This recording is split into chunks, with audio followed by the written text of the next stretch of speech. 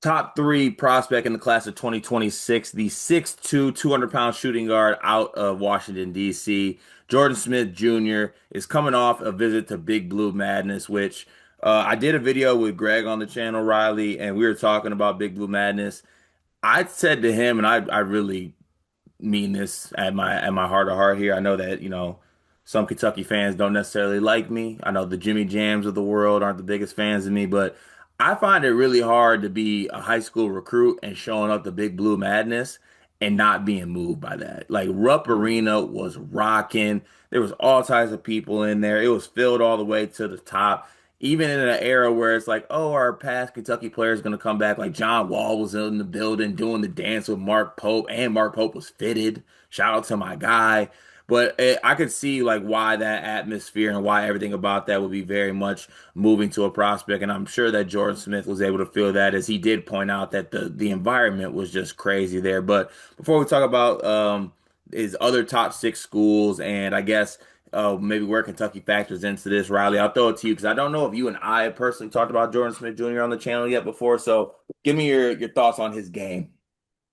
Yeah, I mean, he is going to get called a dog like every time he plays. That's always going to be in the discussion just because he plays so hard. He has that athletic frame. He's known as an on-ball defender and just has that athleticism and that mentality, I think, to be a difference maker on the defensive end from day one. I think beyond that too, it's more than just the physical tools and the defense though, and the bulldog mentality.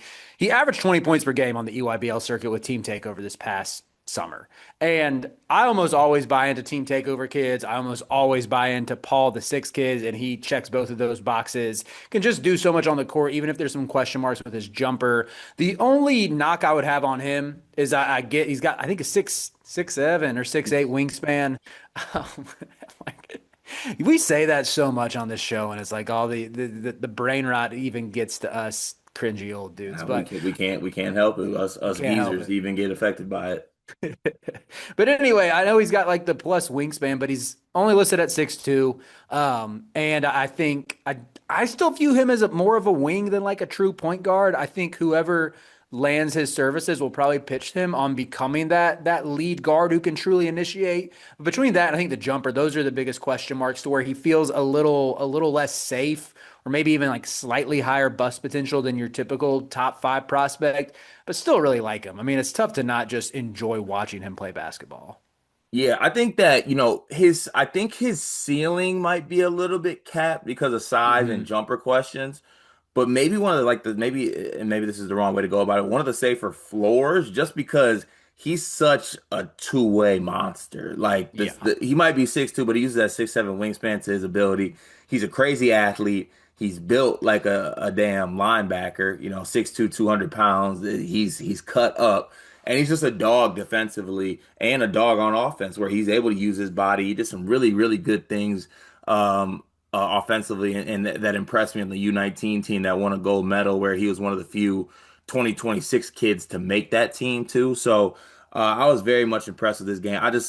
Anytime a top five recruit competes on both ends, and maybe it's just me being the old head 32-year-old unk in me, but like it's this lost art form for guys to compete on that end of the floor. And another player that he was with, Caleb Holt, is another player who I really think competes on both sides of the ball as well. But I'm a very, very big Jordan Smith fan, and it sounds like the Let, Kentucky. Oh, go ahead.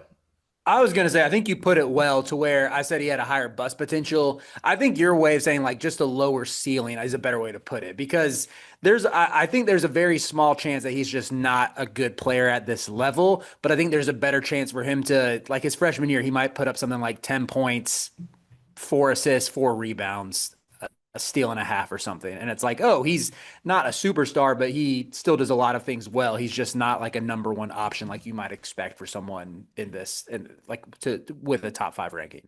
Yeah, I agree, and I think that's why a lot of obviously the big coaches in the country want him, and I'll be very interested to see kind of where he ends up going. The last thing I'll say about this, first of all, everyone go read the KSR Plus article. Jacob Polacek went like, moment by moment of all his visits, how his visit went to Kentucky, but just a little piece of it as well I thought was cool. He talked about meeting John Wall, and he's like, legit, I was fanned out, like, because that's exactly how I would be. Like, I get I'm a top five recruit, but like I grew up watching.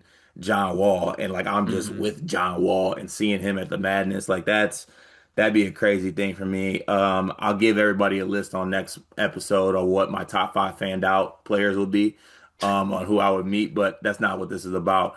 Dion, you okay? You look a little sweaty. So every August, September, my air conditioning breaks, and there's just nothing I can do about it. Dude, that's tough. Out in California too? Like, I mean, what is it, like 80 degrees still there today? Today's gonna be like 85, 90, but like peak summer, it gets like 110. My AC just doesn't ever hold up.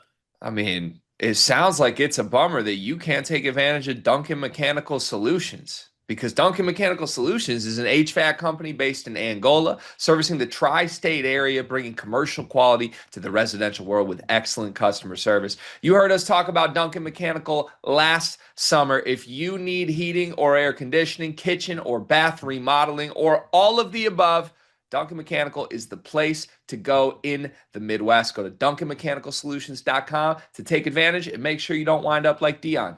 Now, the other six schools that he has in his finalists, he has Duke in there, he has Arkansas, Georgetown, Indiana, and Syracuse. But I guess I'll throw it to you and ask you this. Some people are saying that Duke kind of has this wrapped up. Arkansas fans are saying they feel good. This Kentucky visit went really well. He has connections to Georgetown with the whole team takeover thing. Syracuse as well, he has connections to. It was really funny, the one Indiana quote that he had in there, and I'll read this. But like I said, make sure y'all go read that full article. Yeah, haven't really heard much from the Indiana coaching staff. That's all I can really tell you about them. DeVries, what we doing, dog? That's great. You I can't have think recruits out here saying that about you. I think DeVries has conceded defeat. That's what I read it as. Like, come on, man. You're Darian DeVries going up against Duke and Kentucky. Like, I probably would throw it in too. Yeah, that's fair to say. But which one of those schools, I guess, sticks out to you? I mean, with Duke, he was high school teammates with Big Pat and Darren Harris. Cal, like he wants to be an NBA guard. They got that pitch. And then Georgetown, I think they literally have team takeovers. Head coach is now on the staff at Georgetown, which has put them in a good position for a lot of kids. I know Caden Samuels is another kid that might be taking his talents to Georgetown, was a team takeover kid. So what do you think with this list of schools? Man, shout out to Ed Cooley for doing what needs to be done. Like You know what? I feel like everyone hates on him for like doing that, or people hate on. Dog, do what you got to do. Hire family members if you're at Georgetown. Get the yes. players. Georgetown has not made, I don't think they've gotten an at-large bid since our senior year of college, Cart, and we've both been out 10 years. Yeah, 10 no years, need, no need to bro. throw that out there, but true. I know, but it's been like, yes, I'm very for if your program like Georgetown has the history, if you're trying to get right, yes, hire as many family members and connections as possible. That's what he did with my guy, our guy, I should say, Julius Halifanoa. He hired like his mentor, Yeah. like from the NBA academy to come coach at Georgetown. So I do think, like, as silly as it might sound, that does make Georgetown at least someone you can't completely write off. But this has felt like I've kind of assumed all along Duke would get him. Just Duke has such a good track record with Paul the Six kids. I mean, you mentioned Pat Gongba, you mentioned Darren Harris, but even Trevor Keels before him. Like Mhm. they tend to lock those guys down, and it's been a pipeline recently. However, this visit to Big Blue Madness is sort of throwing a wrench into things. And I think in the world of NIL, when you think about how involved agents are and the finances and everything, for one, it's like of course, Kentucky's not going to struggle in that, but sometimes I do think we try to be a little too black and white that it's going to just be about the money or the highest bidder for all of these kids that we lose sight of the fact that like these are still 18, 19-year-olds who are impressionable and who I think care about having a good experience the presumptive 1 year there in college. And I don't understand how you could see Rupp Arena packed out for that with like the straight up pyrotechnics show behind you and Mark Pope ascending from the ground with John Wall and flexing and to not want to buy into that. And I got a question for you, Cart. One more to ponder. Please. So if you're Jordan Smith, you know what you're probably really grateful that you don't see and you don't hear when you're at Big Blue Madness? What? Every Time We Touch by That's Cascada. facts. You're Facts. telling me you're telling me I can play for a blue blood, I can get to the league, I can get paid, and I don't have to come out to Every Time We Touch and act like that's cool? Yeah, yeah, I would sign up for that. Sounds awesome, to be honest with you. They got to get rid of that for the love of because look. But the only thing is, it's like the only angle I have against Duke is that that's what because they're also just awesome making Final Fours and getting great recruiting classes all the time. That's the one thing I can hate on them for being cringy during that. I had my thoughts on the song choice by all the players during that countdown to craziness. Yikes! But yeah, I think that They're Duke not has. making Final Fours all the time. They get there every once in a while. Sorry, my fault. Way to keep me humble, Riley. But uh yeah, I think this does end up with Duke, unfortunately. But I will say that Kentucky has made up ground, in my opinion. It sounds like this Big Blue Madness got to a point where they have been able to do make an impact on them. But do you think this ends up being Duke at the end of the day?